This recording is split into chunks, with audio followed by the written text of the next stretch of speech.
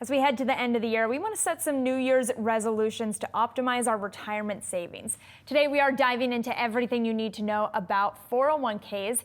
Here are some tips and more. We've got Denise Appleby. She's the founder and CEO of Appleby Retirement Consulting. Denise, it's great to have you on here. I feel like this time of year can get a little overwhelming for folks with all the New Year's resolution content. At least that's a personal problem I'm having. So what is the single step that you can advise myself and our audience on to take to optimize their 401ks for 2025? Well, this is a time to look back at what went right and what didn't go right, right? Mm-hmm. And so what you want to do for 2025 is continue to implement what worked and changed what didn't.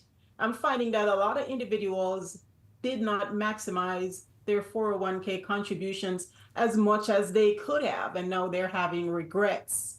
Come next year, you want to make sure you pace those contributions. Even if you want to max out your contributions, you want to look at it sort of like a budget.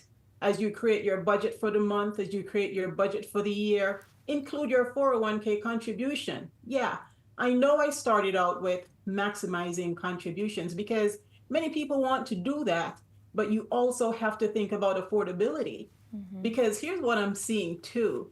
Individuals contributing the maximum amount to their retirement account, and then they have no money left for everyday expenses. I'm talking about, regular people who are living paycheck to paycheck. So you want to make sure that the amount that you contribute does not cause you to have to live on your credit cards, because whatever you're earning on your 401k contributions, the interest that you pay on credit card is going to offset that. And usually credit card interest is much higher. It's such a great point and really helpful context. For those who do feel comfortable with their contribution, they're, let's say, maxing out their 401k, they've got a great employer match. Should they be working to optimize those contributions by actively managing their 401k investments, or do you recommend a more passive portfolio management process? You know what? You really want to get your financial advisor involved, because there's no such thing as a one-size-fits-all solution. Here's what I do. Right now, we're at the end of the year, and one of the last things that I'm doing for the year is meeting with my financial advisor. And as much as I like to think I'm an expert in this area, I'm not an expert when it comes to investing. So I meet with my advisor and I ask her, what should I do for next year? Should I max out my contribution? What about my investments? And rightly, she'll say to me, Denise, I'm not an investment advisor, but you want to talk to someone who is. Your CPA, your financial advisor, who's proficient in the area of managing investments. And part of what they'll do is look at not just at your 401k, but your overall portfolio. Because one of the mistakes that people make when they meet with their financial advisor is look at one particular account. You want to let your financial advisor know, yeah, I have this 401k, but guess what? I have an old 401k elsewhere. I have a 403b account. I have an IRA. And so when we rebalance our portfolio, let's take a look at all of those to make sure that we're dealing with a portfolio that is suitable for my investment profile. And talk to me about that. What is a mistake that you see individuals making when it comes to maybe they're switching jobs and maybe they're losing track of their 401ks along the way? How can folks take that into account heading into the next year? There are a lot of people writing about when you leave your old job, should you take your 401k with you? Mm-hmm. And so here's what I'm going to talk about. Since everyone else is talking about that, let me tell you the number one problem I'm seeing.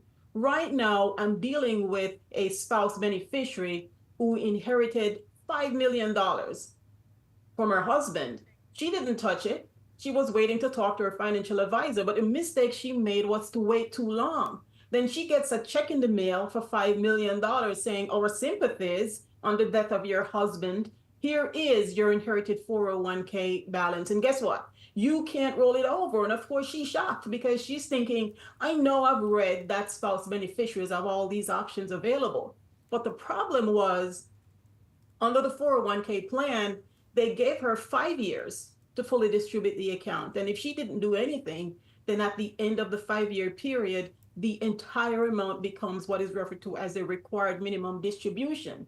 Now, the problem is anything that is categorized or defined as a required minimum distributions cannot be rolled over. So here she is with a $5 million check thinking, oh, this is going to go into my retirement savings. I'm going to start withdrawing when I reach age 73, take a little bit every year. But now she's faced with a lump sum income of $5 million. So my advice to beneficiaries is, and participants too, have that conversation with whoever is the beneficiary of your 401k. Let them know what to do in the event of your death. And if you're the beneficiary, sure, we don't want you to make a mistake. And if you rush, it's very likely that you're going to make a mistake. But reach out to a financial advisor that understands the distribution options for beneficiaries.